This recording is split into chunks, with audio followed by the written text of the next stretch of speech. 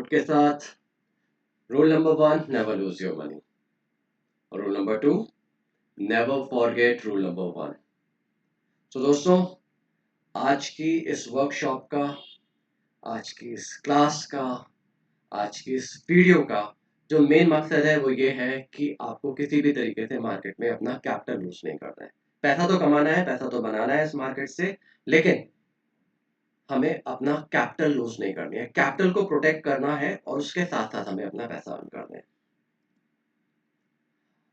एक रिसर्च के थ्रू ये पता चला है कि 89% लोगों ने फ्यूचर और ऑप्शंस में, ऑप्शन ट्रेडिंग में अपना पैसा गंवाया था। मैंने ये रिसर्च पूरी इकोनॉमिक टाइम्स के थ्रू ली है। और 11% लोग ही ऐसे थे जो उसमें प्रॉफिट बना पाए। अगर उस 11% लोगों में से भी चेक किया जाए तो उसमें से 50% लोग ऐसे थे जिन लोगों ने बहुत ही थोड़ा पैसा बनाया, और थोड़ा पैसा इतना थोड़ा था कि अगर वो सीधा सीधा पैसा अपना बैंक अकाउंट में भी रखते तो उससे ज्यादा पैसा बना सकते थे। तो कहने की बात बिल्कुल सीधी सादी हुई कि 5% लोगों ने सिर्फ पैसा बनाया और 95% लोगों ने गंवाया। और आप प्रैक्टिकली देखें, अपना हार्ड अर्न मनी अगर हम लूज कर देंगे तो हम मार्केट में बने कैसे रहेंगे। बट फिर भी उसके बाद भी मैक्सिमम लोगों का जो रश है, जो भीड़ है, जो चार्म है, वो ऑप्शन ट्रेडिंग की तरफ है। ऑप्शन ट्रेडिंग के लिए आपको बहुत अच्छी नॉलेज चाहिए। अगर उस नॉलेज के बिना आप उसमें मूव करते हैं तो नो डाउट वो बहुत रिस्की है। लेकिन ईटीएफ के केस में जो हम आज डिस्कस करने वाले हैं क्लास, वो अपने आप में बहुत इजी गोइंग है। आप इस पूरी वीडियो से ईटीएफ ट्रेडिंग को समझ सकते हो, उसके रिस्क समझ सकते हो, अपनी कैपिटल कैसे प्रोटेक्ट कर सकते हो, और उसमें पैसा कैसे बनाया जा सकता है, इस चीज को आप बहुत आराम से सीख सकते हो। तो बने रहिएगा मेरे साथ। अगर आप वीडियो में यहाँ तक मेरे साथ हैं तो मैं रिक्वेस्ट करूंगा कि लाइक कर दीजिए और सब्सक्राइब कर दीजिए, बेल आइकन को भी क्लिक कर दीजिए ताकि आगे जो नए वीडियोस आए वो आपको फर्स्ट नोटिफिकेशन के थ्रू ही मिल सके। दोस्तों, अगर ये वीडियो अच्छा लगे तो अपने फ्रेंड्स के साथ शेयर करना भी मत भूलिएगा। तो आज की इस वीडियो में हम लोग डिस्कस करने वाले हैं कि ईटीएफ क्या है, ईटीएफ ट्रेडिंग क्या है, उसके एडवांटेजेस क्या है, क्यों स्टॉक ट्रेडिंग से बेहतर ऑप्शन है ETF trading, how can you earn guaranteed profit, आप इसके अंदर गारंटेड प्रॉफिट कैसे बना सकते हो। जैसे आप बिजनेस में अपना पैसा लगाते हो, उसके साथ रेगुलर बेसिस पे इनकम कर सकते हो, तो यहाँ पे स्ट्रैटेजी भी है जिसके बेसिस पे आप अपनी रेगुलर इनकम ले सकते हो। और दो बोनस चीजें हैं इसके अंदर। पहला bonus back testing. Back testing का सीधा सीधा मतलब ये हुआ कि अगर आपने ये स्ट्रैटेजी लास्ट ईयर लगाई होती तो आप क्या पैसा बना पाते, क्योंकि अगर हम इसको प्रैक्टिकली करके देखेंगे और एक्चुअल ईटीएफ के प्राइसेस पे करके देखेंगे तो डेफिनेटली हम इस चीज को जस्टिफाई कर सकेंगे कि ये स्ट्रैटेजी कितनी इफेक्टिव है। एक बोनस चीज होने वाली है कि दिन में हमें किस समय बाय करना चाहिए और किस समय सेल करना चाहिए ईटीएफ को। क्रिटिकल एनालिसिस करेंगे हम इनकम जनरेशन का, कि हमारी जो इनकम है वो कितनी जनरेट हो रही है, कैसे जनरेट हो रही है, क्या वो एक वाइबल इनकम है, और इसको हम लोग कंक्लूड भी करेंगे। सबसे पहले हम समझने की कोशिश करते हैं कि एक्सचेंज ट्रेडेड फंड क्या है। तो एक्सचेंज ट्रेडेड फंड बेसिकली एक बास्केट ऑफ स्टॉक्स है। स्टॉक्स की भी हो सकती है और कमोडिटीज की भी हो सकती है, बॉन्ड्स की भी हो सकती है, करेंसीज की भी हो सकती है। बट बास्केट का मतलब ये हुआ कि उस जैसे काफी सारे स्टॉक्स उसके अंदर है। यानी एक बास्केट हो गई, उसके अंदर बहुत सारे स्टॉक्स हो गए। यानी अगर हम एक एग्जांपल लेके चले कि एक बैंक का ईटीएफ है तो उसके अंदर 15 बैंक आते हैं। तो 15 बैंक उसके अंदर है, उन 15 बैंक के अंदर जो प्राइस बढ़ेगा और घटेगा उसके बेसिस पे ईटीएफ का प्राइस बढ़ेगा और घटेगा। अज्यूम करते हैं कि 15 बैंक में से 5 बैंक लॉस दिखा रहे हैं और 10 बैंक प्रॉफिट में, तो अल्टीमेटली आपको दिखेगा कि आपका जो ईटीएफ है वो प्रॉफिट में है। फाइन। एक एग्जांपल ले लेते हैं। अभी रिसेंटली कोटक महिंद्रा बैंक के ऊपर गवर्नमेंट ने कुछ रिस्ट्रिक्शंस लगाए कि वो नए सेविंग अकाउंट नहीं खोल सकते ऑनलाइन, या और भी कुछ डिटेल्स वगैरह थी। बट उस डिसीजन के बाद, गवर्नमेंट ने जो एक्शन लिया उसके बाद, एकदम से कोटक प्राइस के जो प्राइस थे, कोटक बैंक के जो प्राइस थे, वो एकदम से नीचे आ गए। बट अगर यही ईटीएफ होता तो हो सकता है कि कोटक बैंक के अंदर ये वीकनेस आई लेकिन बाकी सारे बैंक स्ट्रांग होते। तो आप वहां पे बहुत अच्छी तरीके से ईटीएफ के बेसिस पे अपने रिस्क को आप बहुत आराम से एडजस्ट कर सकते थे। और ऐसा नहीं है कि अगर एक स्टॉक गिर जाता तो उसकी वजह से आपको लॉस हो जाता, आप पूरी बास्केट को साथ में लेके चलते हो। फाइन, तो प्रैक्टिकली करके देखते हैं एक बार कि किस तरीके से ईटीएफ वर्क करते हैं। मैं एक बार आपको ईटीएफ शो कर देता हूँ कि किस तरीके से ईटीएफ देखते हैं। यहाँ पे आपको ईटीएफ दिख रहा है भारत 22 का 22 ईटीएफ जो आईसीआई प्रूडेंशियल का है। और अगर हम इसके आज के प्राइस देखें तो 110 रुपीज 37 पैसा 37 पैसा है, जो 0.46% डाउन है। सेम शेयर की तरीके से आप देखो कि आज का इसने लो कितना बनाया है, आज का इसने हाई कितना बनाया है, 52 वीक्स लो कितना है, 52 वीक्स हाई कितना है, और कितने लोगों ने इसको बिड करा हुआ है परचेज करने के लिए, कितने लोगों ने इसको बिड करा हुआ है सेल आउट करने के लिए, और इसके रिटर्न्स वगैरह शो कर रहा है। बट हम लोग जो मेन चीज डिस्कस करना चाह रहे हैं, that is total number of stocks इसके अंदर 22 है। टोटल इसकी जो वैल्यू है दैट इज 18,357 करोड़। इसका पीई रेशियो शो कर रहा है, price to book value show कर रहा है, इसको हम ज़्यादा डिस्कस नहीं करने वाले हैं। और यहाँ पे हम आते हैं शेयर होल्डिंग पैटर्न, यानी कि जो भारत 22 है इसके अंदर आईटीसी है, लार्सन एंड टाब्रो है, एनटीपीसी है, पावर ग्रिड है, एक्सिस बैंक है, स्टेट बैंक ऑफ इंडिया है, नेशनल एल्यूमिनियम है, भारत इलेक्ट्रॉनिक्स है। सेकेंड पेज थर्ड पेज आप इसको आराम से चेक करके देख सकते हो कि इसके अंदर कौन कौन से स्टॉक्स हैं, यानी ये बास्केट किन स्टॉक्स की बनी हुई है। अगर हम देखें तो आईटीसी का इसके अंदर 14.86 शेयर है, लार्सन एंड टाब्रो का इसके अंदर 14.31 है, ऐसे एनटीपीसी का है। अब इस तरीके से अगर हम देखें तो आज आईटीसी डाउन है, लार्सन एंड टाब्रो डाउन है, और यहाँ पे अगर हम देखें भारत इलेक्ट्रॉनिक्स 2.23% से डाउन है। लेकिन उसके अगेंस्ट में अगर हम चेक करें तो हमारा जो ईटीएफ है दैट इज भारत 22, वो सिर्फ 0.46% से डाउन है। तो आई थिंक ये चीज तो आपको बहुत अच्छे तरीके से समझ में आ जाती है कि ईटीएफ एक बास्केट की तरह है। अगर एक दो शेयर्स के अंदर रेट कम हो रहे हैं और एक दो के अंदर ज्यादा हो रहे हैं तो वो बैलेंस करके दिखाता है। तो अल्टीमेटली एक तरीके से आप जिस तरीके से आप इंडेक्स के अंदर ट्रेड करते हो, जिस तरीके से आप इंडेक्स के अंदर पैसा लगाते हो और इंडेक्स बढ़ता और घटता है, ऑलमोस्ट उसी से रिलेटेड है। और आप अगर देखोगे तो बहुत सारे टाइप के आपको ईटीएफ इसके अंदर मिल जाएंगे, जो हम आगे अगर अपनी जब हम जैसे ही हम लोग अपनी स्ट्रैटेजी डिस्कस करने वाले हैं उसके अंदर हम उस चीज को क्लियर करते हुए चलेंगे।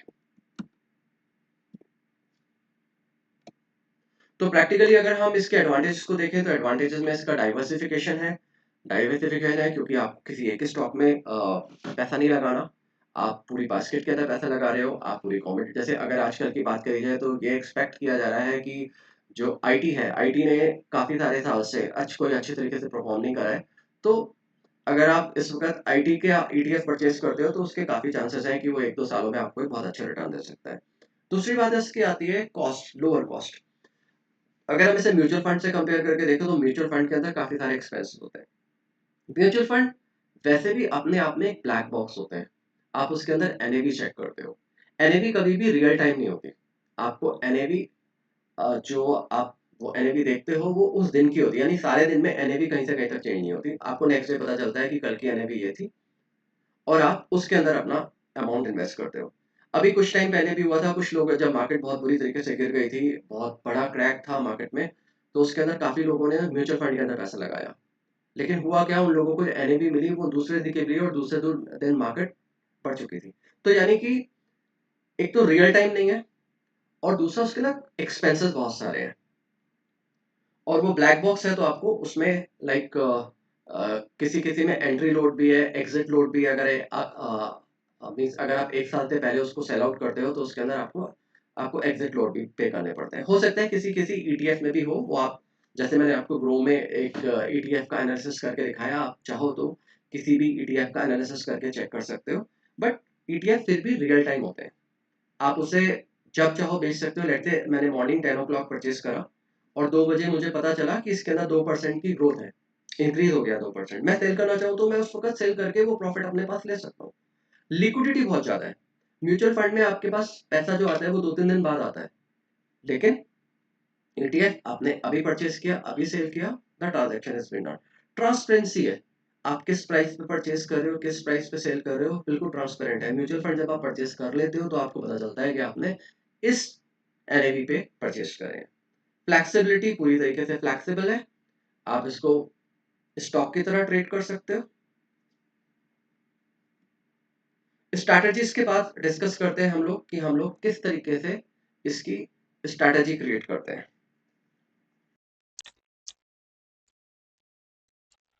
दोस्तों ये हमारी स्ट्रैटेजी है, स्ट्रैटेजी 1। स्ट्रैटेजी को इम्प्लीमेंट करने के लिए मैंने यहाँ पे जो अमाउंट यूज करा है वो 10 लाख रुपीज का यूज किया है, और उस 10 लाख को मैंने सीधा सीधा 80 से डिवाइड कर दिया है। फॉर्मूला आप यहाँ पे देख सकते हो। तो इसकी जो कॉस्ट, जो पर डे अमाउंट जो आपको चाहिए वो 12,500 रुपए का चाहिए, 12,500। हम ये अज्यूम करके चल रहे हैं कि एक महीने के अंदर 20 डेज होते हैं टोटल, 20 डेज ही आप ट्रेड करोगे। और जो आप ईटीएफ, अब इसकी स्ट्रैटेजी क्या कहती है कि आपको बाय करना है 2%, यानी कि जब भी कोई ईटीएफ 2% गिरा हुआ होगा, आपको उस दिन वो 2% या 2% ज्यादा है, लाइक जो मैक्सिमम हमारा हो सकता है कि एक ईटीएफ 2.5% गिरा हुआ है और दूसरा 3% गिरा हुआ, तो आपको 3% वाला परचेज कर लेना है 12,500 रुपीज का। ठीक है, ऐसे करके आप 4 मंथ तक टोटल अमाउंट अपना ऐसे एक एक दिन करके लगाते जाओगे, और रेगुलर बेसिस पे आप एक ईटीएफ परचेस कर लोगे। अज्यूम करते हैं कि एक दिन ऐसा हुआ कि कोई भी ईटीएफ 2% नहीं गिरा हुआ था, तो हम उसको स्किप कर देंगे। नेक्स्ट डे देखेंगे अगर कोई और ईटीएफ गिरा हुआ है तो हम उसको परचेस कर लेंगे। और आफ्टर 4 मंथ हमें क्या करना है, आफ्टर 4 मंथ हमें एक एक करके ईटीएफ को सेल करना है जिसके अंदर प्रॉफिट 6% से ज्यादा आ चुका है। अज्यूम करते हैं कि जब हमने 4 मंथ बाद चेक करे तो हमारे बहुत सारे ईटीएफ थे जो 6 मंथ अबव दिखा रहे थे। हो सकता है एक ईटीएफ हमें ये शो कर रहा है कि उसके अंदर प्रॉफिट 15% है, तो हम पहले 15% वाले को सेल करेंगे, नेक्स्ट डे का वेट करेंगे और नेक्स्ट डे अगला सेल करेंगे। यानी कि 4 महीने बाद आप सेल करना और परचेज करना दोनों शुरू कर दोगे। आई होप कॉन्सेप्ट क्लियर हो रहा है। मैं एक बार से दोबारा से क्लियर कर देता हूं कि जो टोटल अमाउंट है उसको हम 80 पार्ट्स में डिवाइड कर देते हैं। जो सिंगल डे का अमाउंट आता है उस अमाउंट को हम इन्वेस्ट करते हैं उस ईटीएफ में जिसके अंदर 2% से ज्यादा की गिरावट है। फाइन। और उस शेयर को हम सेल करेंगे 4 महीने बाद। 4 महीने बाद हम उस, सॉरी मुंह से शेयर निकल रहा है, ईटीएफ, हम 4 महीने बाद उस ईटीएफ को सेल करेंगे जो 6% से ऊपर प्रॉफिट में जा चुका है।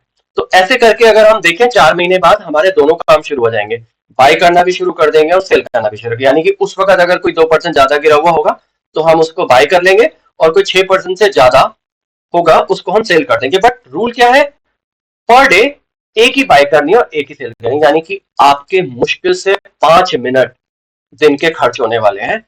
और आप इस तरीके से कैसे अर्न करोगे ये हम आगे चलकर डिस्कस करते हैं। अभी अज्यूम करते हैं कि हमने 20 ट्रेड्स करे एक मंथ में, और 240 ट्रेड्स हमारे टोटल एक साल में हो गए, और आफ्टर 3-4 मंथ हमने उसे इन्वेस्ट करना शुरू कर दिया। यानी कि अगर हम प्रैक्टिकली देखें कि अगर मोटा मोटा 6% प्रॉफिट भी होता है, मैं अभी 10% 12% की बात नहीं कर रहा, कि जब आपने सेल करना शुरू करा तो ऑब्वियस ही बात है कि आप उसके अंदर 12,500 रुपए के ऊपर 750 रुपए अर्न करना शुरू कर दोगे। यानी अगर प्रैक्टिकली हम देखें तो आपका मंथली प्रॉफिट, यानी हमने 20 डेज माने तो वो समवेयर 15,000 रुपीज हो जाएगा। अगर हम ईयरली बेसिस पे बात करें तो एक साल में आप 1,80,000 रुपए कमाते हो 10 लाख के ऊपर। ये सिर्फ एक एस्टिमेट है, इससे काफी ज्यादा भी हो सकता है। और दूसरा, ऐसा नहीं है कि अगर आपके पास 10 लाख रुपीज है तभी आप इस स्ट्रेटेजी को यूज कर सकते हो।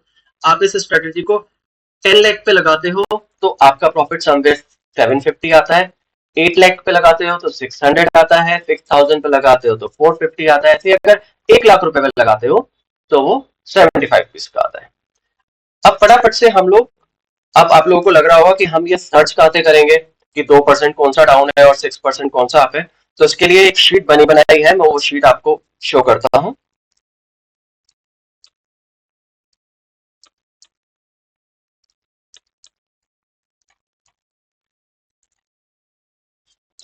दोस्तों ये गूगल शीट है, ये गूगल शीट मिस्टर महेश ने क्रिएट करी है, ये मैंने क्रिएट नहीं करी है, और मैं ये उन्हीं की शीट आपको शो कर रहा हूं।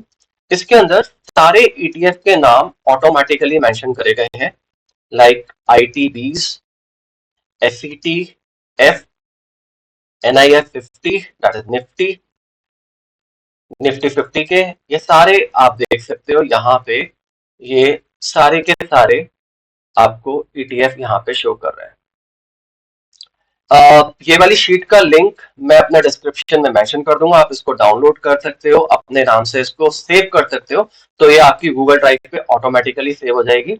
इसके अंदर जो आप प्राइसेस देख रहे हो ये सारे लाइव प्राइसेस आ रहे हैं, समवेयर 20 मिनट्स का डिले रहता है, बट इससे एक आपको अच्छे तरीके से आइडिया हो जाता है कि कौन कौन सा जो ETF है वो किस प्राइस पे चल रहा है। इसके अंदर हमने यहाँ पे कैलकुलेट करा हुआ है, फॉर्मूला पहले से ही लगा हुआ है, अगर आप देखो यहाँ पे फॉर्मूला पहले से ही लगा हुआ है, जो 20 डेज का DMA मूविंग एवरेज कैलकुलेट कर रहा है और चेक कर रहा है कि कौन सा ETF कितना परसेंट बढ़ा हुआ है या घटा हुआ है। तो आप यहाँ पे देखो, यहाँ पे ये सब शो कर रहा है आपको, और ये यहाँ पे परसेंटेज निकाल रखी है कि कौन सा ETF कितना परसेंट आज कम रेट पे है या ज्यादा रेट पे है, आप देख सकते हो। इस पे 3%, 1%, 0% बढ़ा हुआ है कोई, और ये देखो ये आपको माइनस साइन दिखा रहा है, इसका मतलब ये नेगेटिव है। इसके साथ साथ जब आप इस शीट को आप स्क्रॉल करोगे तो यहाँ पे ये आपको टॉप 10 ETF दिखा देगा जो सबसे कम है, जो सबसे ज्यादा गिरे हुए हैं। अगर आप प्रैक्टिकली देखो तो ये HNGS 20 करके ये 0.3995 गिरा हुआ है, और इस शीट में थोड़ा सा मॉडिफिकेशन करा है मैंने, क्योंकि इसके अंदर, इस शीट के अंदर सिर्फ 3 ऑप्शन ही दिखा रहा था, और मैंने इसके अंदर टोटल 10 ऑप्शंस कर दिए हैं, 10 ETF कर दिए हैं, क्योंकि कभी कभी ऐसा भी हो सकता है कि जो ETF आपने कल परचेज करा और आज भी वो ETF 2% गिरा हुआ है, तो इसमें आप एक रूल याद रखना कि अगर कोई ETF आपने पहले परचेज करा था एक दिन पहले, अगले दिन भी वो 2% गिरा हुआ है, तो आप सिर्फ ये चेक कर लेना कि आपने जो परचेज करा है क्या उससे 2% ज्यादा गिरा हुआ है। अगर उससे 2% ज्यादा किया हुआ है, अगर उससे ज्यादा 2% गिरा हुआ है, तो आप उसको एक्यूमुलेट कर सकते हो, नहीं तो आप उसे चाहो तो स्किप करके भी चल सकते हो बीच बीच में एक आध बार। तो यहां से आपको पता चल जाएगा कि आपने कौन सा ETF परचेज करना है, क्योंकि आज मार्केट के अंदर जितने भी ETF है उसके अंदर सिर्फ ये 3 ETF ही हैं जो आज गिरे हुए हैं, तो यानी कि आज के मार्केट में हमारे पास परचेज करने के लिए कुछ नहीं है। तो अगर ऐसा डे कोई भी आता है तो आप उस पे उसको स्किप कर दोगे। Got it? आई होप आपको समझ में आ रहा है। कुछ इंस्ट्रक्शंस भी हैं साथ में, एक बार दोबारा से इनको रिवाइज कर लेते हैं कि buy only 1 ETF in the single day, sell only 1 ETF, और ये जो सेल की बात हो रही है 4 महीने बाद की बात हो रही है, buy only if it is down more than 2%। यानी इसके अंदर आप देख लें जो टॉप नंबर पे आ रहा होगा वो सबसे ज्यादा गिरा हुआ होगा, अगर वो 2% से ज्यादा है हम उसको तभी परचेज करेंगे। Sell target should be above 6, यानी कि इस तरीके से। अब आप ये सोच रहे होगे कि हमने सेल के लिए कोई लिस्ट नहीं बनाई, तो ऑब्वियसली आपका जो डीमैट अकाउंट होगा वो आपको, आप उसके अंदर अगर असेंडिंग ऑर्डर या डिसेंडिंग ऑर्डर में उसको अरेंज करोगे तो वो बता देगा कि सबसे ज्यादा ETF में प्रॉफिट कितना है। अगर किसी ETF में प्रॉफिट मान लीजिए 8% आ रहा है और 8% ज्यादा और कोई ETF नहीं दिखा रहा और 4 महीने हो चुके हैं, तो आप उस 8% वाले को सेल कर दोगे। उसके बाद बाय डिफरेंट कैटेगरी ओनली, और ये जो लास्ट वाला सेंटेंस है इसको हम अभी बाद में डिस्कस करने वाले हैं। इसके बाद, इसको समझने के बाद हम एक बार देखते हैं, इसको बैक टेस्ट करके देखते हैं कि क्या सच में ये स्ट्रैटेजी इतनी रिलायबल स्ट्रैटेजी है।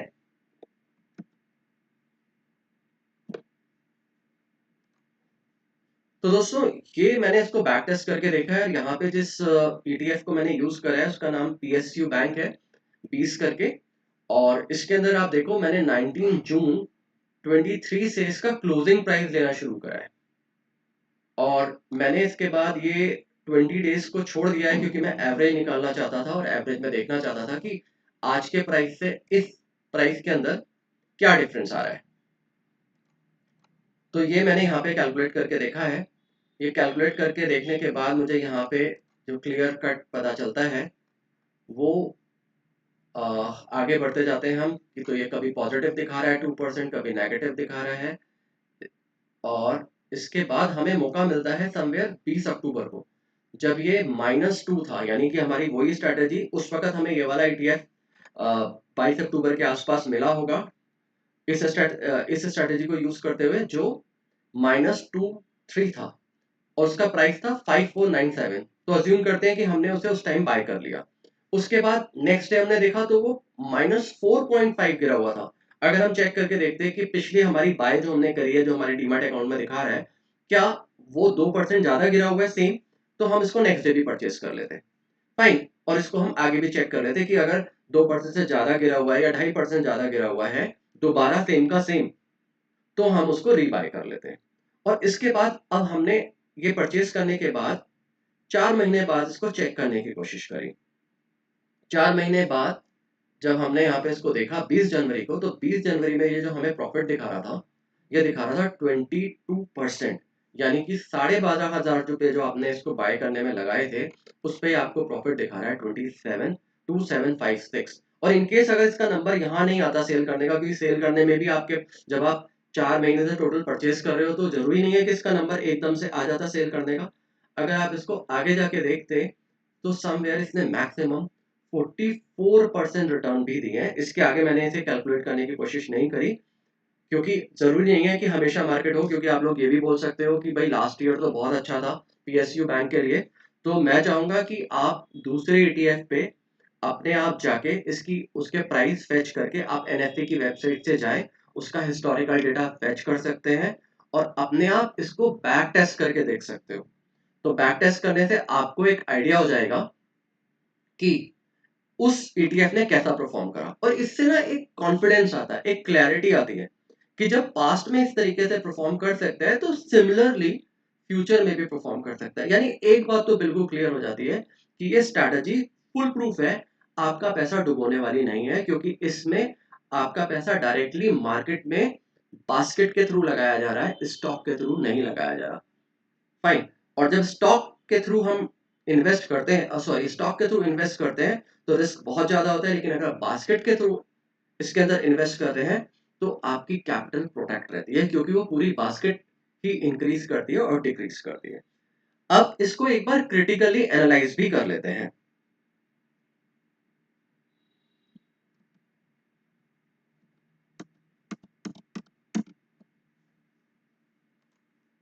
क्रिटिकल एनालिसिस की बात करते हैं, क्योंकि आपके दिमाग में बहुत सारी बातें आ रही होंगी कि आपने तो एकदम से 6% के हिसाब से हमें कैलकुलेट करके बता दिया कि 1,80,000 रुपए, 1,80,000 नहीं, अगर मार्केट बहुत अच्छे तरीके से चलती है तो आप हो सकता है 2 लाख 3 लाख भी इसके अंदर बहुत आराम से कमा सकते हो। और दोस्तों मैं एक बात बहुत क्लियर बता दूं कि इस वक्त जो हमारी कंट्री है वो डेवलपिंग स्टेज पे है, और मुझे नहीं लगता कि इससे बेहतर कोई और टाइम होने वाला है।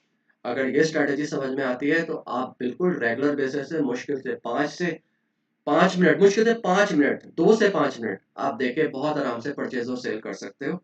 मैं इसके आगे अभी बोनस चीजों को भी डिस्कस करने वाला हूँ। सबसे पहले हम क्रिटिकल एनालिसिस की बात करते हैं। क्रिटिकल एनालिसिस, क्योंकि बहुत सारे लोग ये वाली स्ट्रैटेजी से मिलती जुलती स्ट्रैटेजी या यही स्ट्रैटेजी अपने अपने तरीके से एक्सप्लेन करें, मैं भी अपने तरीके से एक्सप्लेन करने की कोशिश कर रहा हूँ, लेकिन बहुत सारी चीजें उसके अंदर हाइड हो जाती हैं। हाइड होने का मतलब ये है कि हम देख लेते हैं कि ओके भाई 1,80,000 रुपये आने वाला है, लेकिन जब हम शेयर को ट्रेड करेंगे तो उसका ब्रोकरेज चार्जेस भी देंगे, एसएसटी भी देंगे। तो यहाँ पे मैंने अज्यूम करा है कि अगर आप डिस्काउंट ब्रोकर के थ्रू लाइक जीरोधा वगैरह जैसे अकाउंट्स हैं, ग्रो अपने आप में है, तो इन सारे अकाउंट्स को अगर यूज करके आप ट्रेड करते हो तो समवेयर एक ट्रेड आपका 23 रुपीज 50 पैसे का अप्रोक्स बैठता है। फाइन। और आपके समवेयर एक महीने में 20 ट्रेडिंग डेज है और आपको एक परचेज करना है, एक सेल करना है, तो मैंने अज्यूम करा कि आपके 40 ट्रेड्स हो जाते हैं। 40 ट्रेड्स होने के बाद यानी कि हम अगर इस पे ईयरली खर्चा निकालने की कोशिश करें तो 11,280 रुपए। और ऑब्वियसली ये शॉर्ट टर्म कैपिटल गेन है, आप रेगुलर बेसिस पे पैसा बना रहे हो तो गवर्नमेंट को टैक्स भी इसके ऊपर पे करना पड़ता है, जो 15% है। ये आप पे करने वाले नहीं हो, ये सभी लोग पे कर रहे हैं। जो शेयर्स में डील कर रहे हैं उनको भी पे करना होता है short term capital gain tax. तो अगर मैं इन दोनों को इसमें सब्ट्रैक्ट कर दूं तो प्रैक्टिकली जो कैश इन हैंड आपके अकाउंट आपके पास आता है वो करीबन 1,41,720 रुपये आता है। अगर मैं 1.5 लाख की भी बात करूं तो ये बहुत अच्छा है, अमाउंट है।